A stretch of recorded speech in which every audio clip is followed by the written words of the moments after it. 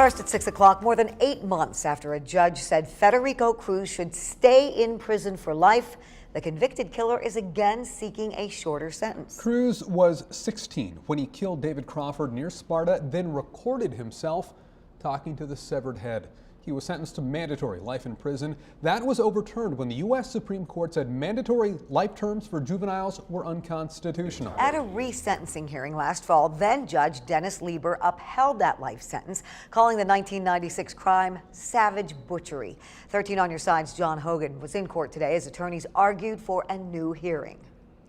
Well, that's right. State-appointed lawyers representing Cruz asked Judge Kurt Benson to give the case another look. At issue is whether there should have been testimony from experts, such as a psychologist, at the original hearing. Andrew Rodenhouse represented Cruz last fall. He said those witnesses were crucial to providing Cruz with a fair hearing. Rodenhouse says Judge Lieber was not persuaded. I was not getting funding because he's in the impression, the distinct impression is that because he's the worst of the worst.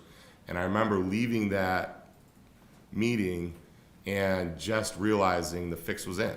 I mean, he had already made up his mind. He's the worst of the worst, and there's no point in giving money out to somebody, to Federico.